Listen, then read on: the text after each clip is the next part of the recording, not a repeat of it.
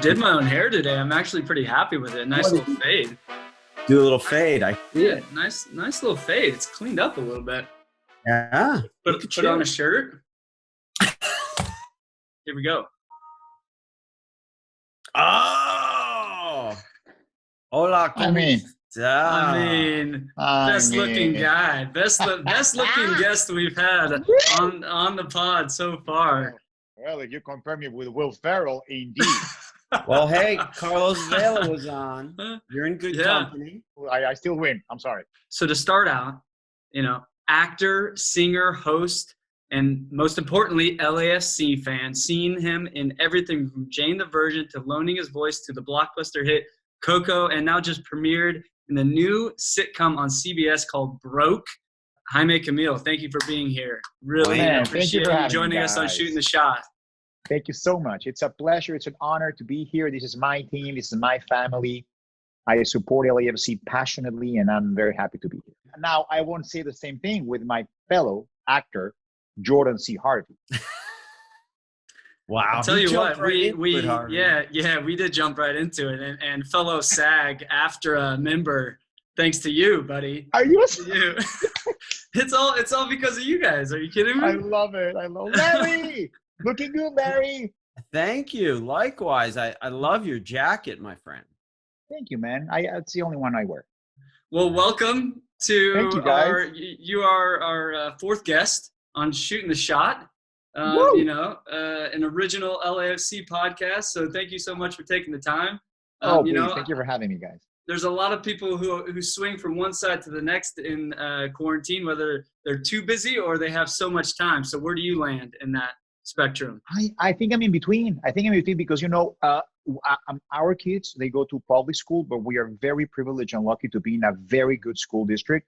So the homeschooling, teachers should get paid 700% more of what they make. It is insane, the homeschooling, but we have great teachers. They send, the things and the grammar and the books they need to read and the math exercises, but still you have to sit down with your kids, which we endure our kids because they came out of our wives' bodies. So we are more patient with them. But imagine a teacher having to deal with 35 of these little beautiful things, creations of God. You could say some of them might be obnoxious, and they have to deal with 30 of them, 35. So teachers, oh my God, they're heroes. I mean, it's incredible. But yeah, we're hanging in there and doing a lot of activities with them and art things. And we go out for walks, even though here in Los Angeles, when you go out for a walk, they look at you like you're a criminal. But you do to breathe fresh air eventually. True. Isn't there that awkward moment where maybe they get a little too close and you're like, 6 feet, yes. 6 feet. Yes, but as you know, we are shameless, so we don't care. Some people get really like, oh my God, how am I going to say this to this person? Like, just say it. Say it. Can we talk about you? Of course. Thank you. No, Larry, I do not get paid to support LAFC. No, Larry, I'm not one of the owners. No. Thank you for clarifying those two burning issues. That's the first question. And we have a full research staff working for this little show. It's crazy. And you never know if the information that you find on the internet is accurate. But is it right that your full name is Jaime Federico Said Camil Saldana da Gama? Yes, right on. Wow. First person ever to say it correctly. And I am hated when I go to do the green card applications or any government thing. I am hated. Like, dude, stop messing with us. What's your name? I'm like, that's my name. It doesn't fit. Like the computer is not taking your name. So legally in the US, I have like two different names. They're both me, and they're both legal. But it's a tough one. But it's interesting. I mean, it has so many. I mean, you dissect that name, and there's so many different things that dabble in.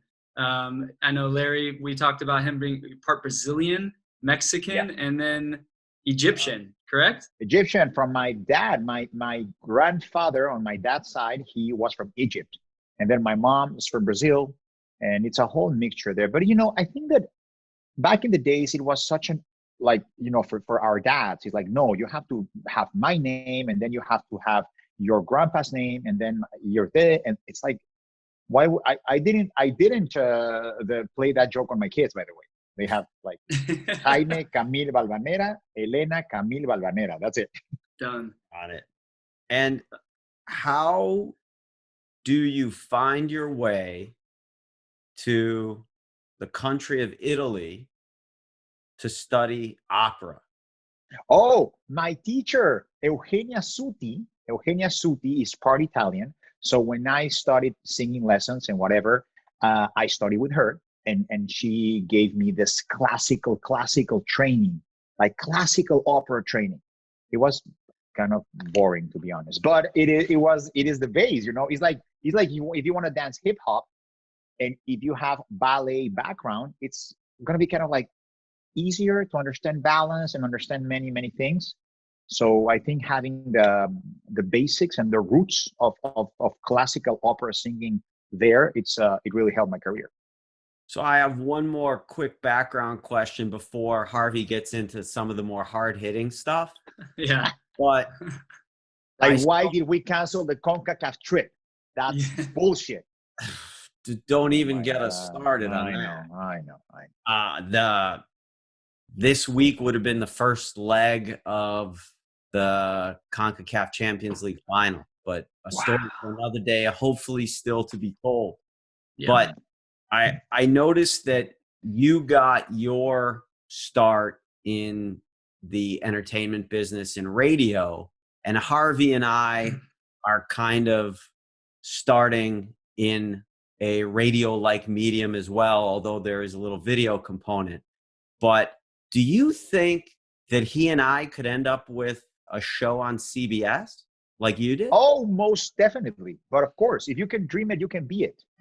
You can do whatever you want. There are no limitations when it comes to the human will and the power of manifesting things. If you just say, sometimes you say things and people go like, no, don't say it, you're gonna jinx it. Right. That's bull. No, say it. The universe has big ears, and the universe, God, karma, whatever you believe in, it hears. And if you are a kind human living with I'm not going to say perfectly, I want to say well-calibrated moral and ethical compass, most probably you will get rewarded with something good and something positive. I totally believe in that. And I mean, not that we're shooting for an acting career like you, but that'd be difficult to reach. Well, thank you. But anything's possible for sure. I know Larry's hoping to be on Broke at some point, so you gotta make that happen. I'm sorry, Larry. You're gonna have to talk to my people, which is to my left. Now tell us about Broke. Obviously, it's the hottest thing going right now. How did the premiere go? How did it take off? It was amazing. The timing is pretty key as well, right? I mean, that's amazing. It's pretty key, but you might think that because people are home, ratings are going like, wow, they don't spike. Actually, some shows decline on the ratings, really? Not because we're home, because there's so many options. So many options. And let's face it, everybody's watching Tiger King. I mean, I couldn't get through it, man. I couldn't get through it. I would much rather watch Broke 4 times over than watch Tiger King. Tiger King is, I believe that maybe me being from Mexico, it is like, wow, what this universe, what is this universe that actually exists in this country? Take it. And it's so entertaining and bizarre and disturbing and funny, like all of the feelings together, right, in one show. But no, people have a lot of options. They have Netflix, they have major networks and everything. But we were so like words of gratitude. You can never find enough words of gratitude when you premiere a show and you premiere as the #1 comedy debut of the season. It's like, what the hell just happened? Thank you, man. It's amazing. Thank you. It's so nice, and it's a blessing, and we're happy. That means that, well, the people really are, they're enjoying the show. So we are so happy. And as you know, we're on Thursday nights on CBS, 9:30 p.m., 8:30 Central. So it's a great day for CBS because it's a very powerful comedy day for CBS. They start with Young Sheldon, then they have Man with a Plan, then they have Mom, which is hilarious, and then they have us. So it's a very fun day to bring joy into people's lives and put a smile on their faces, which is desperately needed right now in these difficult times that we're living. So yeah, I'm very happy. When you do comedy, it's very nice. Sometimes you're walking on the street and people will stop you and go like, dude, thank you. I'm going through a difficult financial time, or I just went through a family member just passed. And watching you guys on television puts a smile in my face. So that's very nice. I read a bit of history that when I first read it, it was hard to believe. And you'll correct me if it's not accurate, but the first sitcom in 50 years on CBS to have a Hispanic actor in the lead since Desi Arnaz on I Love Lucy. Apparently that's accurate. I didn't know. I was presenting at the WGAs and the writers gave me this like, I'm going to be in this long list of Latin American men who have led CBS, starting Desi Arnaz. And then there was like a long pause. Oh my God. I'm like, wow, guys, this is really funny. And they're like, well, it's not actually a joke. It's a fact. And I'm like, what? But listen, I always like to concentrate in the positive, in the things that are actually happening, and not why they did not happen like 70 years ago. That concentrating in that brings nothing to the table. Brings just bitterness and bitching about things that, let's concentrate on the positive. I remember being at the CBS upfronts last year at the beautiful Carnegie Hall, and every single CBS president was like, we're going to embrace diversity, we're going to embrace inclusiveness, we're going to be more diverse. And kudos to them because they're sticking to their word. And now we have, you have so many shows. Bob loves Abishola.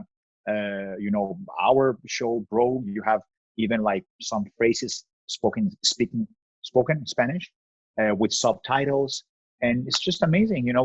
It's good. It's good. That's just how the world is right now. Now we had Will on as the first guest, and he gave us some insight into how some of these movies were made, and not so easy. I guess I'd say, as some of the hurdles that he had to go over with some of the movies. Was Broke just one of those that the timing was right? They were embracing diversity, and this kind of hit right at that time, or was it something that you pitched for years and finally came into its own? Well, what movies was Will talking about out of curiosity? Anchorman. He talked about how long that journey was and how there were days where they would go to 10 meetings and get rejected 10 times. Wow.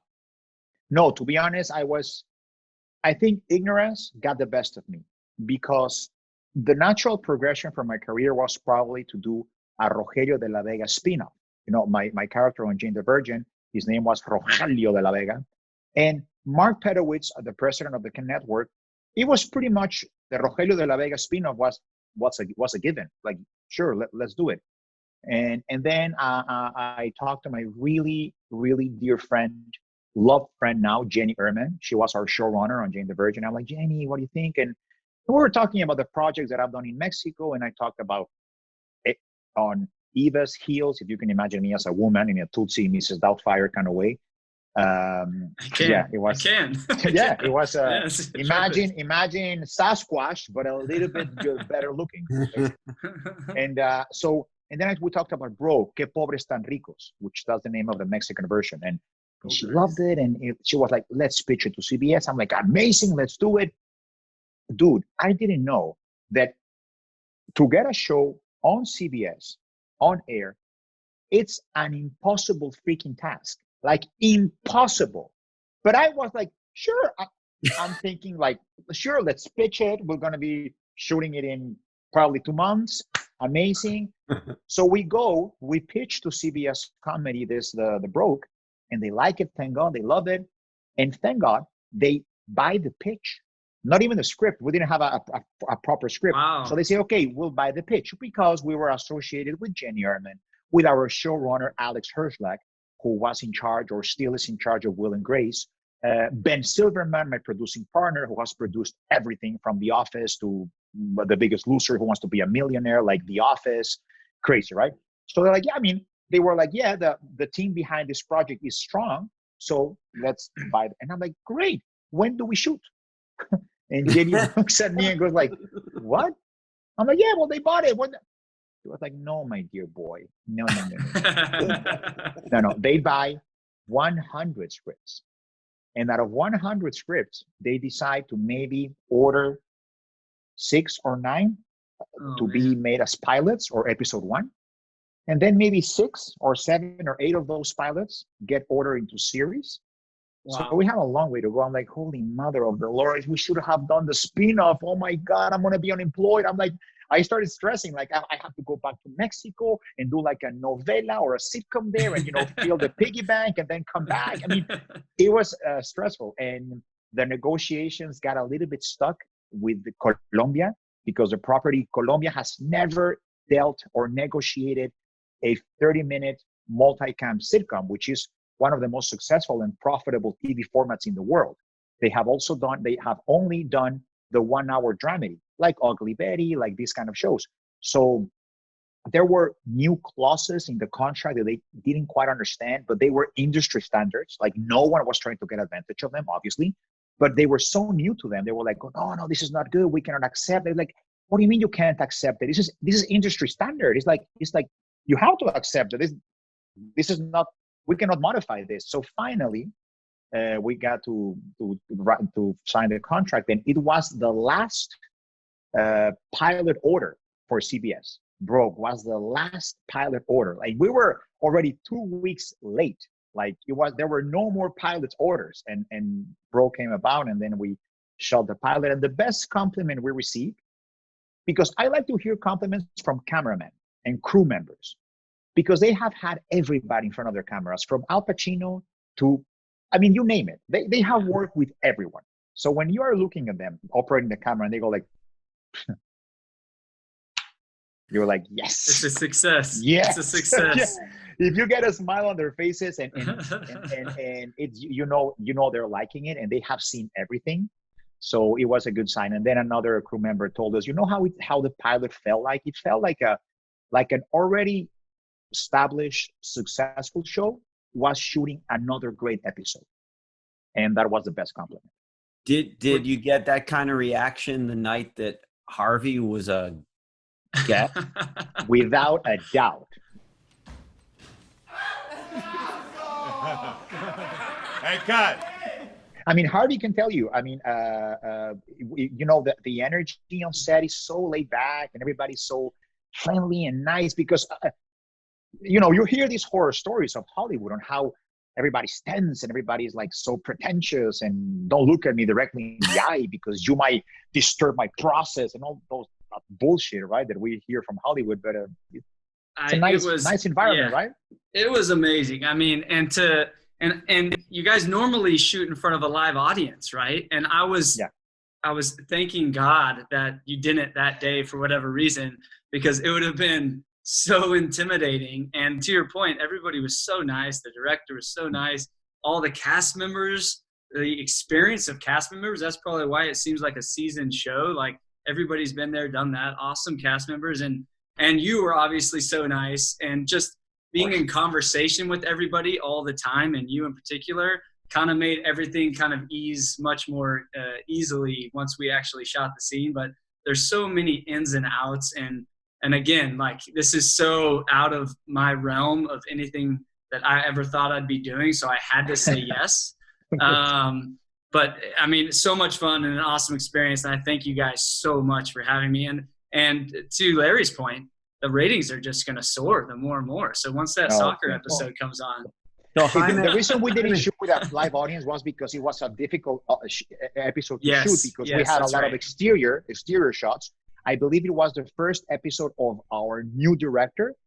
And so sometimes they're like, okay, it's a brand new show. We're not that seasoned. It's a brand new show. And we have a new director. There are a lot of exterior shots. Let's just do this episode, at closed doors. And so that was the reason. So if you were shooting that same episode tonight and we weren't all in quarantine, would you still invite Harvey to be on with that mustache? Most definitely. I mean, it is. We know it might have a little bit more germs and living there, and like a micro clean universe. It's very clean. First time I've been clean shaven in like 5 years, so everything's clean. Nice. No, I was gonna say it was funny because I didn't know. Of course, when I hear that we had a soccer episode, I'm like, I have to include LAFC. I have to. This is my team, my passion. I have to. This wasn't written in the episode, by the way. So to have an LAFC, player. So I'm like, I talked to Alex Hirschlag, I'm like, please, Alex, we have to come on. And so the first idea was, let's do it very subtle. Like, for example, I'm there, because the episode is about me thinking that I'm a great coach for minor league, and I end up, I suck at it. And then my butler, Luis, ends up being a better coach. So at the end of the first idea was like, okay, let's just do it very subtle. Like, for example, I'm there teaching the kids, and the kids look at me like they hate me. And then we pan the camera, and Jordan is next to me, right? Like, so Javier, you invited me exactly here for what? And I'll go like, just keep the kids hydrated. We'll be good. like that, just like a small cameo. But I wanted to, to have a crust in the show and support LAFC. Of course, that was my intention.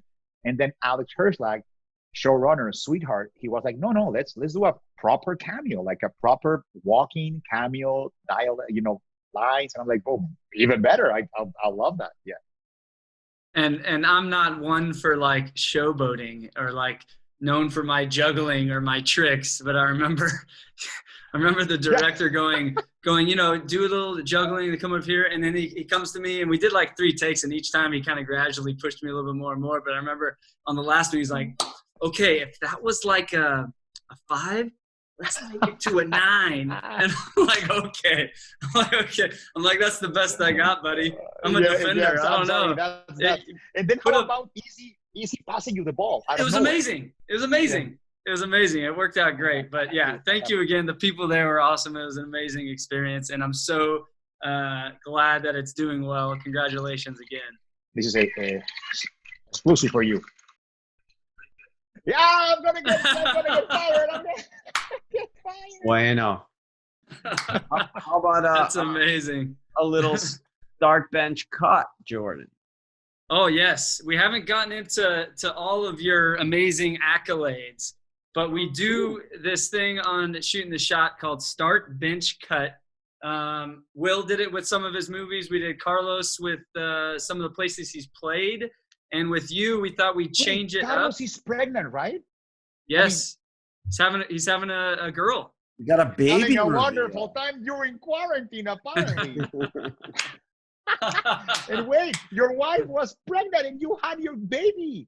Yes, we're good to go. It's, she's going to kill me for this. About eight weeks now, so we're pushing just over 2 months, and we're cruising, man. She's the best baby ever. We're so grateful. Grateful. Good for you. Blessing. Yeah, the first one was a nightmare. So this one, God helped us out with this one. She sleeps, and she sleeps really well. Nice. But with you, Houston May got in her first LAFC match. She got in her first LAFC match, and then everything went to Miami? quarantine. Yeah, but she came for the Miami match, and I'm dreading it now. But my wife was like, "Why don't you take her out onto the field and walk her out?" And I was like, "She's like 3 weeks old." I was like, "Let's take it easy." Yeah, that's not a good idea. I'll have more games to do that. But now I'm like, man, I should have squeezed that one in. Absolutely. So, anyways, start cut bench. Like I was saying, we've changed it up for each guest. And with you, because you're so well-rounded in all of your skills, we wanted to narrow it down to your acting ability. And you have to start, cut, bench, stage acting, like Broadway. Yeah. To voice acting, which you've done a lot of and had amazing success. And then on-screen acting, which is obviously your most popular. So between those 3, and I've read somewhere from our extensive research team that you love Broadway, you love stage acting, and you've obviously had a lot of success with the other 2. So start, cut, bench between those 3. Oh my God. I would have to, I would have to, with those three, I would have to cut voice acting. I would star musical theater. And what was the third one? On screen. On screen. On screen, like TV, whatever. Yeah. I will bench that one. You bench that. So your most exhilarating is on the stage, Broadway. Without a doubt. Without a doubt. I mean, doing Broadway musical theater, it is without a doubt the most exhilarating, beautiful, passionate, fulfilling experience in life. Like many actors have stage fright. They don't like that. That's why I love Broke. It's like doing a mini play every single week with a live audience. So that it's incredible. Wait a second. Actors have stage fright? I need to go back to that. Some of them do, yeah. Wow. Some of them do, and they don't like to be in front of an audience. They like to do movies. They like to do television, perhaps. Some actors love to do theater and don't really enjoy, a single camera show or a movie. It's a very I happen to love all the disciplines of the entertainment business because I just live for my profession. I love it. Theater, without a doubt. Like, for example, when I did Billy Flynn in Chicago, I did like 60 or 70 shows. But sometimes you're doing musical theater for 100, 200 shows every single day. And some days twice because you have the matinee and the main show. Every single time I jump on stage, it was one of the happiest moments in my life. And every single show is different because you feed from the audience. But every single time I walk up those stairs, I don't know if you've seen Chicago lately on Broadway, but Billy Flynn has the best character introduction ever. Like, you have the beautiful, sexy girls singing, "We want Billy," all this sexiness. And then he jumps on stage and goes like, "Is everybody here? Is everybody ready?" Oh. I mean, the joy, it's just undescribable. Well, the short time I've spent with you, your energy is undeniable and it's infectious. So I can imagine being on the stage is something that you would thrive in. But voice acting, you're just gonna cut that, huh? I don't know much about it. So please explain how one gets into voice acting. It's funny because I did a couple of movies in Mexico. I actually, oh my God, I almost dubbed Will on Megamind. I almost dubbed Will. I was going to That's a great piece of information. I was going to be his voice in Latin America, but that never happened. But I was the voice of Jerry Seinfeld when he did B-Movie. I did him for Latin America. Then Ashton Kutcher for Open Season. The one horned deer. Yeah. That. And I did a couple of other movies in Mexico. But it's funny because when movies are finished in the States and they arrive to Mexico for the Latin American version, it's not a creative process. The movie is done. So you have to lip sync to whatever the character is. The movie's finished. Now, with Coco was beautiful. I was actually working on Broadway doing Chicago, and I had the call from our amazing director, Lee Unkrich, and he was like, "Okay, let's do the first session in New York." So we did the first session in New York. The movie is not even done. They have just sketches and some animations on how the skeletons might look like and how Miguel looks like. But the movie is, so you go, and so you have to do it. And because the movie's not put together yet, Lee, as a director, and Adrian Molina, they don't really know if that moment is going to be cheerful, not so cheerful, sad, depressing. So you have to do the scene in different tones for when they put the movie together. They find the right tone for that specific scene or that moment.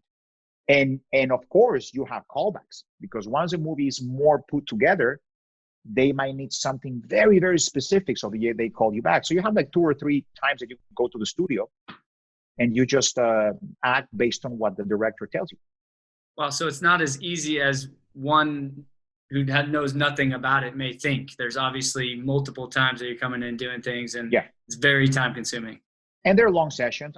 Good thing is you don't have a camera in front of you. If you want, you arrive with your sweat. You don't have to shower. Not that I showered in the past month, but we don't judge. It's quarantine. we're quarantined. But for example, once you have the character, like for example, Elena of Avalor, I play a recurring role. It's easier because now you know how Julio sounds like. I did a thing for you. Don't worry, your daughters. I mean, your kids will. I know. Will yeah, Elena of Avalor. I did the Lion Guard. I did a penguin in the Lion Guard. I'm gonna be in Puppy Dog Pals. These are all on like repeat. So your voice is echoing through our house at all times. You Oddly and enough. Carnage and DuckTales. Come on. DuckTales, Don Carnage. That was a big shoes to fill because the original voice actor for that character and many, many more iconic actors, he's like a legend, like an icon. I cannot remember his name right now, but he's like an icon. So it was like, oof, there's, DuckTales, it had big fan base and you don't want to disappoint them. So, there are some ones that are tricky. Some are trickier than others, but yeah.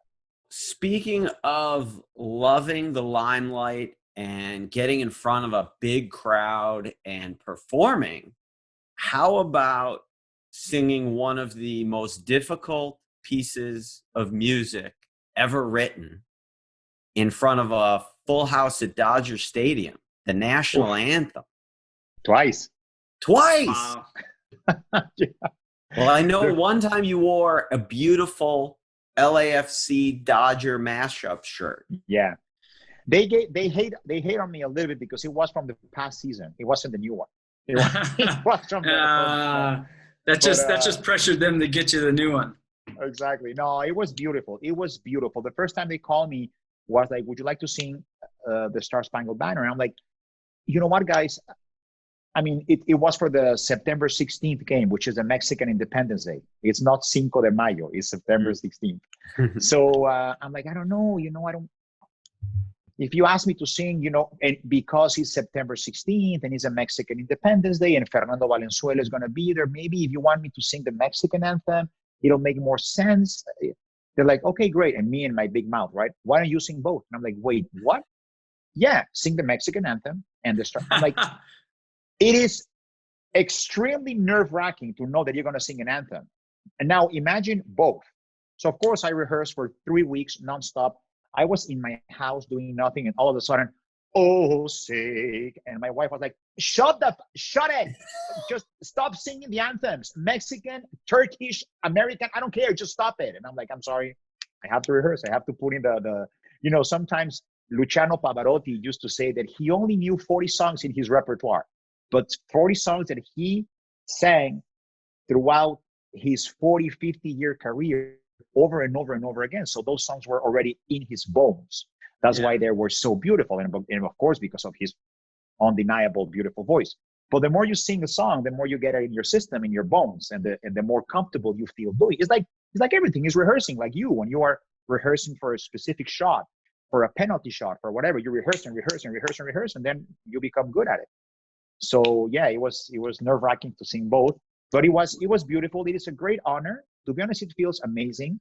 It is a humongous honor because we live in this country and we are so grateful, like any other immigrant who lives in this country and provide, and you are able to provide for your family, and it's incredibly grateful. And it's also a very beautiful song to sing. It's a beautiful song that allows you to really stretch your I mean, ask Jordan's wife. Are you speaking? You're speaking of the Star Spangled Banner, not the Mexican National Anthem. Banner. Yeah, no, the Mexican anthem is not fun at all. I mean, it's but very martial. No, but to your point, like a week leading up, because she's sang the National Anthem a lot. So, like you said, it's kind of in her bones. But a week leading up, she's in the bathroom just wailing, trying to get those pipes moving. But and then to sing two, that's difficult as well because. From what I've learned, because there might be different keys or one starts here, and that's the difficult part. And she has the pipe that she does that. She had her iPhone, so she played it the second time around because she's done the National Anthem and then the Canadian. Exactly. And it's difficult, man. And it is. But honestly, right. I'm more nervous than her, and I'm more nervous for that than the actual game when she's singing. To be honest. But that was very clear because you're loved. You're loved. The LAFC family loves you, and of course, having your wife singing the Canadian national anthem. Not that we will be disrespectful, because that's what I love about the 32-52 and the LAFC supporters. They're very respectful. I mean, yes, there is a rivalry when it comes to games, but they're very polite and very respectful when it comes to. It's a very sane rivalry between teams. But it's good that it's one of our own that is singing Yes. another Yes, country's absolutely. anthem. Absolutely. Well, since you talked about, or you brought up the 32-52, tell us and tell our massive global audience, Jaime, Yeah, I know. how it Millions is, and millions. Well, now that Jaime's on. millions and millions. How is it that you came to become such a passionate member of our club? They invited me to a game. Us as public figures, we receive a lot of invitations. Come here, come there. Oddly enough, I was never invited to a Galaxy game. Not that I wanted to go, but I was never invited. And Carson then, is a long drive. listen, I didn't have a passport back then. I didn't have my travel documents, so I couldn't have gone anyway. It's scary out there, yeah. It's so scary. So they invited me, and for some reason, I'm like, you know what? I'm gonna go. I feel like going to this one. And my policy says, I don't know. You don't have to know. You know what? I really feel like going. The universe, man, is really strange. It's like I don't want to say like I don't want to go like, oh, I assign. No, I just felt like going. I really wanted to go. I'm like, you know what? I'm gonna go. And then I get there, and I see the stadium, and I see the supporters, North End, going crazy, nonstop, for the beginning to the end of the game. Like, what the fuck? What is wrong? What is this? It was so passionate. And of course, LAFC, you understand they will invite you first because you're an influencer, you have followers, they want to get the word out. I totally respect that. It's a business decision to invite influencers to the game to get the word out there to millions and millions of people that this team is amazing and the ambience in the stadium is great and whatever, right? Of course, and you understand, and you play ball with them and whatever. So I went. I did a little video thing, like, yes, I'm with the 32-52. But dude, I knew nothing. Like Rich, yes, I would do this video for you because you were kind enough to invite me, and I feel the vibe of the stadium and the supporters. Sure, I'll do it, but I didn't know what the hell I was doing, to be honest. And then after the game, I'm like, this is insane. Like, this is my team. I'm from Mexico, so of course soccer or football is our national sport. So of course I'm a supporter of Pumas in Mexico. And I'm like, this is my team. This is my team. I'm living in Los Angeles now for 10 years. This is my team, period. So I went to see Rich to his offices the next day or in 5 days. And I'm like, Rich, I want to tell you something. I love this team. I love it. Thank you for inviting me. Thank you for introducing me to this. Thank you. You have me. And then Rich goes like, okay, perfect. What can we do for you? I'm like, nothing. No, you understand. I'm here to tell you to thank you for the offer. But zero, I'm here to use me. What can I do? Like, I love this team. I want this to be my team. And from that moment on, I never missed a single game. I was very lucky because I was shooting at the same time and filming and doing projects. And for some reason, games always landed on free days that I could come. It was very difficult for my wife to understand that I was going to every single game. It's like, what is it? Do you have a girlfriend in the stadium? I'm like, yes, I have a wife. Yes. Yeah. But it was I loved it. And of course, people started saying that if I got paid, if I was a paid influencer for the team, of course I'm not. I've never was. I don't know. I don't think the LAFC. We can't afford you. and then I also heard that if I was one of the owners, because social media haters, of course he needs to support the team. He owns it. I'm like, no, I don't. But thank you. I would love to though. But and then I just passionately I love the team. It is my team. It is my family. I love the 32-52. All the community service they do, how they help. Boom, immediately the community. Boom, let's help. GoFundMe. Let's help them. Let's do a toy drive. When you guys went to Mexico for to Leon. Play against Leon, exactly. I was going to go there. That trip I couldn't make because of work. But I talked to your 32-52 family, Elizabeth, is it, or Roxana? But I try to hook them up with UB, the school supplies, because they go to orphanages and they give school supplies, and it's incredible. It is incredible. I become very close friends of Jose and Julio Ramos. We talk constantly. We are in constant contact with each other. I don't know. It's my team. Well, I think everybody's had that moment that you described where it is kind of a jaw-dropping,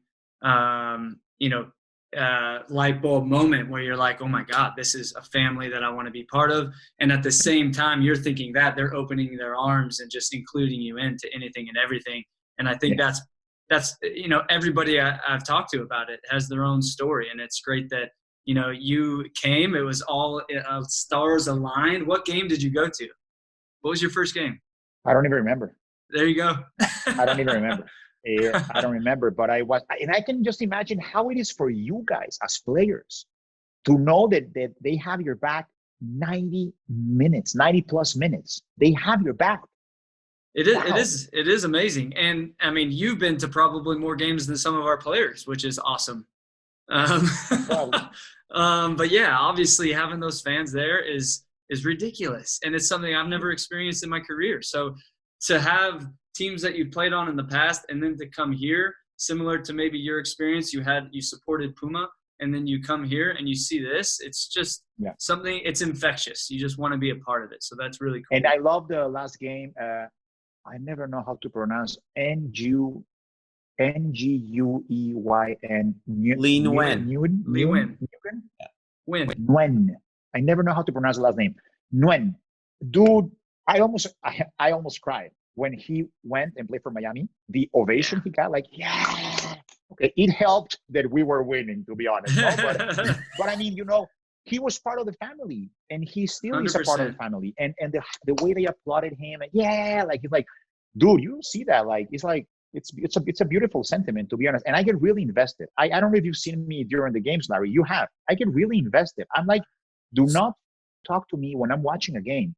Especially Leon. I have a friend of mine from Leon, Faisy. We made a bet. I'm like, if you win, I will wear the Leon jersey or my avatars for a week. But if I win, you will wear. So of course, the 2-0 in Leon was heavy on my shoulders. I'm like, oh my God, my wife, come wife. Oh my God. There we go. Represent. Woo! This is the LAFC podcast. Nice. Oh, wait, you just had that on normally? There you go. Well done. Normal day at Jaime's house. Thank you. Oh my God. Really cool.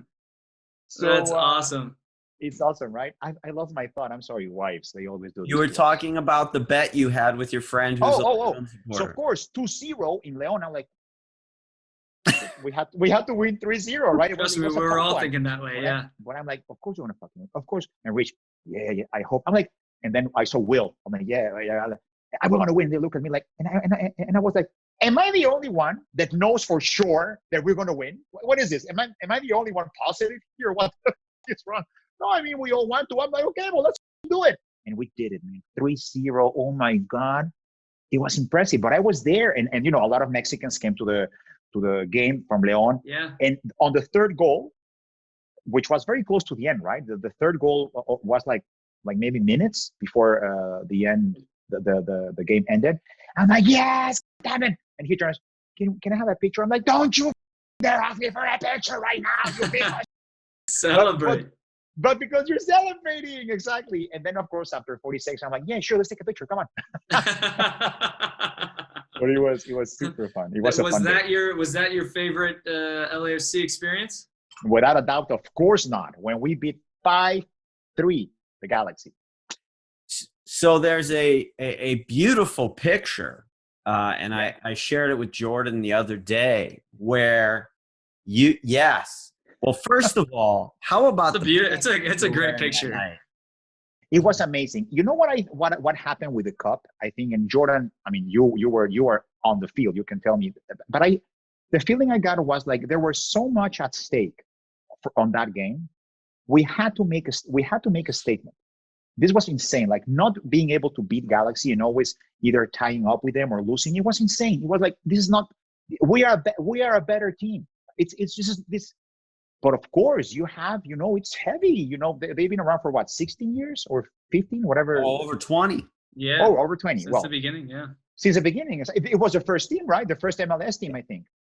One of, so yeah. One of them. So imagine the pressure and the pressure and the pressure. So they were so much was on the line for that game that when we won, I couldn't talk for 2 weeks, by the way. My voice was gone for 2 weeks. Thank God I didn't have to sing or do anything like, work related, because I was screwed. I couldn't talk.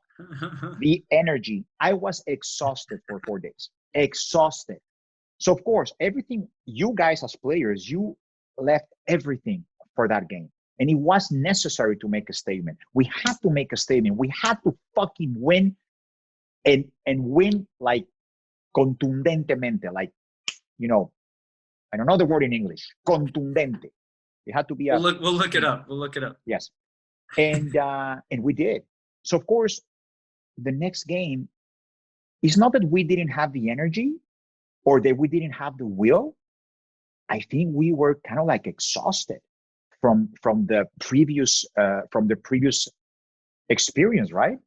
For the game, you're not wrong. That was our worry after that game, and we prepared the whole week leading up to the Seattle game with that in mind. Saying we need to come with the same energy, we need to come with the same intensity. But there was something to that game, just a heightened sense of pressure and almost an obligation to the fans to beat the Galaxy. And when that happens, it's like a massive monkey off your back. So, to your point, I think a little of that did seep in. The emotion that was the Galaxy game may not have been the Seattle Sounders game, because we didn't have that rivalry with the Sounders. We had beat them numerous times before that.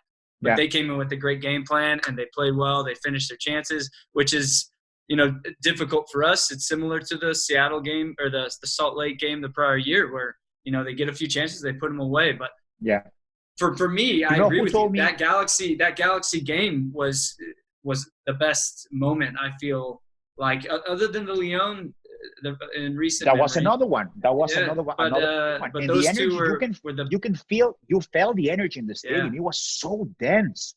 Like it was the 32-50.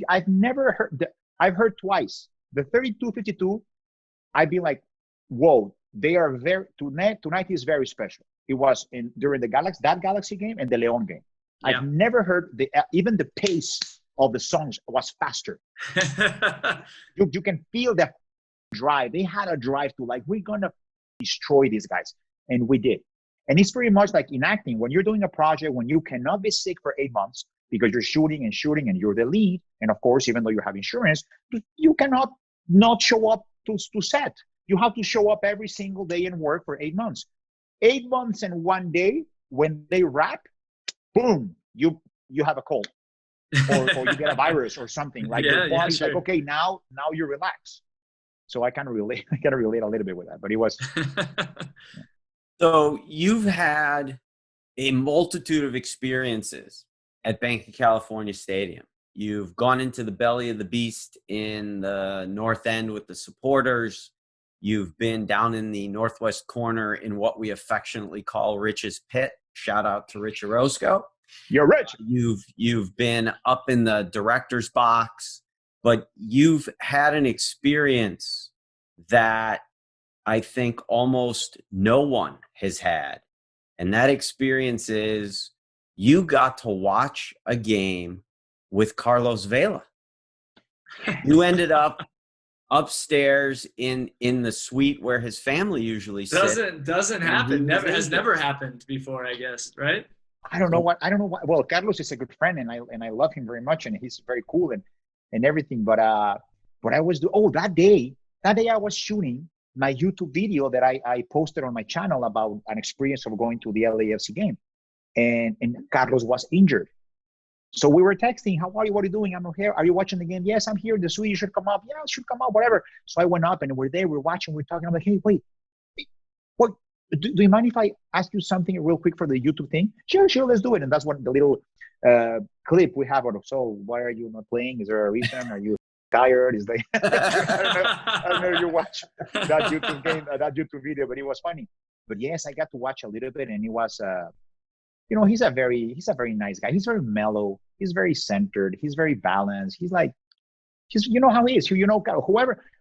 For the ones of us who know Carlos, we know his personality. We don't take it personal. It's his personality. But maybe people that don't know him might not know how passionate he is about the sport because he maybe doesn't like to show it that much. I mean, I don't know. It's just different personalities, I guess.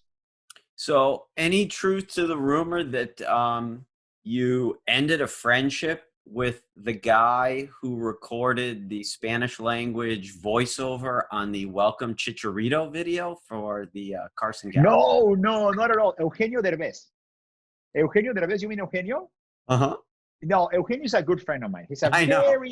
very, very well-respected actor in Latin America and super successful. But listen, okay, I don't mean to hate on Eugenio because I love him deeply, but I do this for a living, and I do recognize paid ads.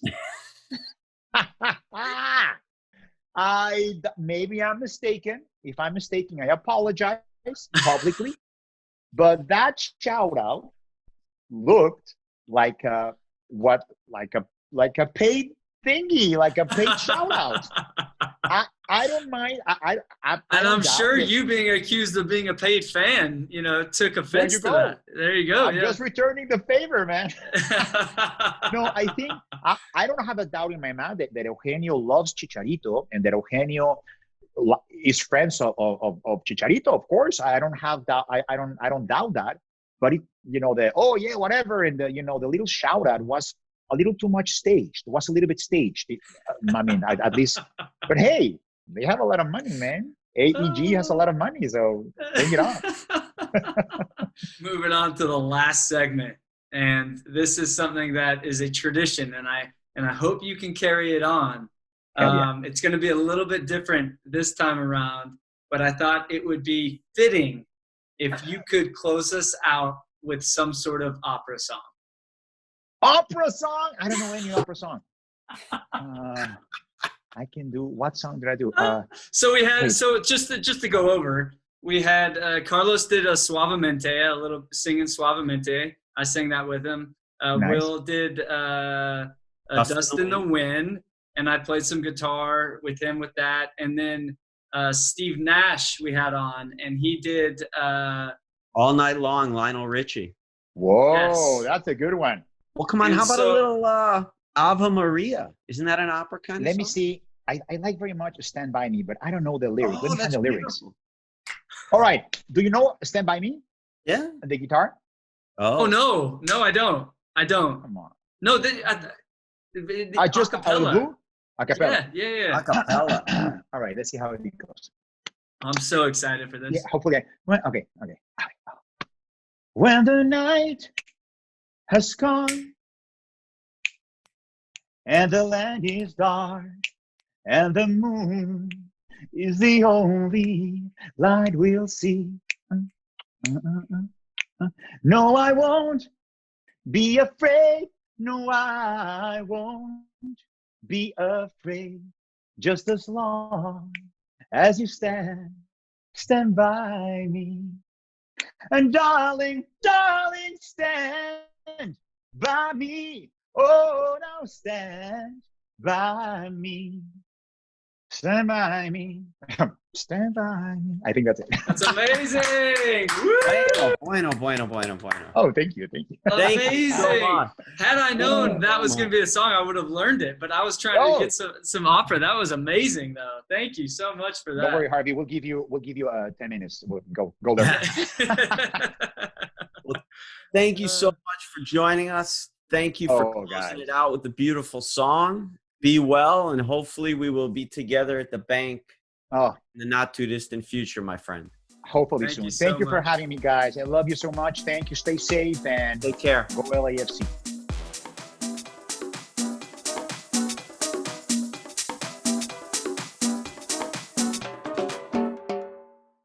You and I want to thank our best boy, gaffer, and editor, the great Joe Madden, and one of our co-producers, director, Will Walsh. for all they've done for us, and Seth Burton and the whole branding community team for getting the word out, for shooting the shot, the show. Will asked me if we were planning on continuing to do this on the other side of quarantine. And I said, oh man, we hatched this idea like a long, long time ago. Of course we Yeah. do it. We were under the stadium in the loading dock, waiting for our cars because we park under the stadium on a match day. Turned to you and said, hey man, what are you going to do about back-to-back? What are we going to do without Beta? And you had an idea about a show. Yeah, and then you came up with the name. We did a little brainstorming to finalize it. But What did you say to me? You left. well, I said if you get Will Ferrell, I'm in. And you said, done.